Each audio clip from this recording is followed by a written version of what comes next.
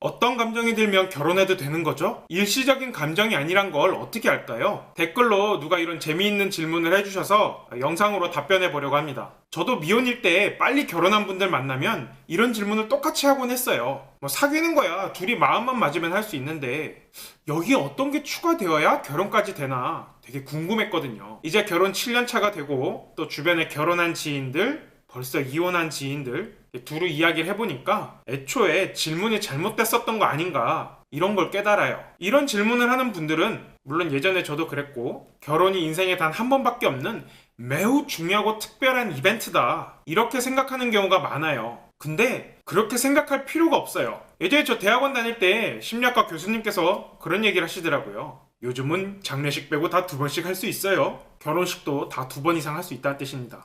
무엇보다 서로에 대한 불타는 감정 이런 거는 결혼의 근거가 될 수 없어요. 이에 대해서는 에리 프롬이 사랑의 기술이란 책에서 아주 뼈아프게 지적한 적이 있습니다. 서로에 대해 미쳐있다는 것은 진실한 사랑의 증거가 아니라 기껏해야 그들이 서로 만나기 전에 얼마나 외로웠는가 이를 입증할 뿐이라고요. 연애가 둘의 사적인 일이라면 결혼은 이 사적인 일을 사회적으로 인정받는 거예요. 특히 혼인신고는 둘의 관계를 국가에 보고 신고하는 건데 개인주의자인 제 입장에선 좀 이상하게 느껴져요. 물론 저희 부부는 서로에 대한 법적인 보호자가 되기 위해서 혼인신고를 했고 또 부수적으로 저는 군대에 있을 때니까 혼인신고를 하면 7일 청원 휴가가 나와요. 그걸 얻기 위해서라도 혼인신고는 필수였습니다. 하여튼 결혼이 둘 사이에 아주 큰 이벤트라면 그 둘 사이에도 계약이 필요해요.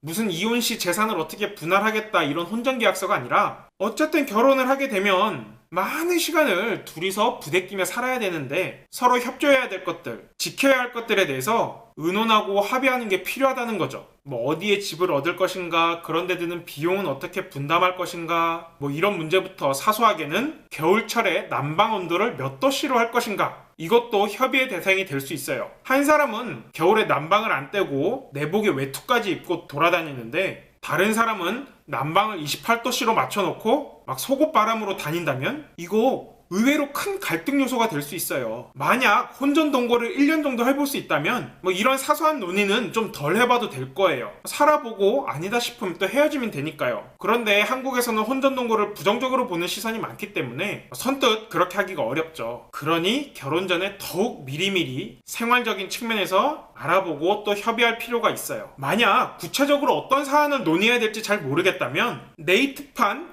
결시친 결혼 시집 친정의 줄임말이에요. 여기 주간 베스트 글을 1년치를 쫙 정독을 해보세요. 제 지인들이 저에게 결혼 관련해서 문의나 상담을 해오면 꼭 추천하는 것 중에 하나예요. 거의 뭐 인생의 기출문제집이라고 할 수 있어요. 이건 의도를 잘 파악하셔야 돼요. 그런 극단적인 사례를 보고 겁먹고 결혼 자체를 하지 말아라 이런 의도가 아니에요. 그 사연들을 둘이서 같이 보면서 세상에 이거 봐봐 이런 일이 있어 이렇게 서로 이야기하고 의견을 교환해 보라는 거예요. 뭐 같이 호들갑 떨고 깔깔 웃는 경우가 많을 거예요. 그런데 또 어떤 경우에는 의견 차이가 생기는 것도 있을 겁니다. 이를 통해서 서로의 근본적인 가치관 차이, 즉 서로가 당연하게 여기고 있는 것들이 무엇인지 그 차이를 확인하면서 서로에 대해서 많이 배우고 또 조율해 나갈 수 있을 겁니다. 뭐 조율이 어렵다면 어쩔 수 없고요. 참고로 한국에서는 좀 상상하기 어렵지만 프랑스나 스웨덴 같은 경우에는 평균적인 초혼 연령이 초산 연령보다 더 높아요.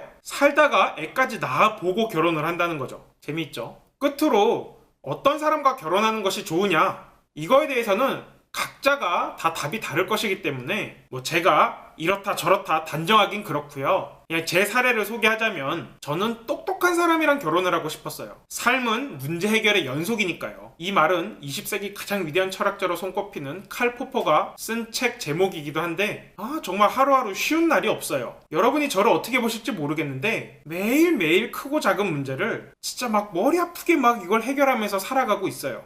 하여튼 쉬운 삶이 없어요. 그러다 보니까 저랑 결혼할 사람은 똑똑한 사람이면 좋겠더라고요. 단순히 학벌이 좋거나 무슨 박사를 딴 사람을 원했다는 게 아니에요. 살면서 마주하게 되는 수많은 선택들, 또 문제들 이런 것들을 같이 의논하며 지혜롭게 해결해 나갈 수 있는 사람을 원했다는 거예요. 지금의 아내가 그에 딱 맞는 사람이라고 생각을 해서 결혼해서 7년째 잘 살고 있고요. 물론 주변에서는 아내가 미인이라서 제가 결혼한 것 아니냐, 네가 전생에 무슨 지구를 구한 거 아니냐 이런 얘기도 하긴 하는데 저는 정말로 똑똑해서 그거 하나만 보고 결혼한 겁니다. 이렇게 말해도 아무도 안 믿을 거예요.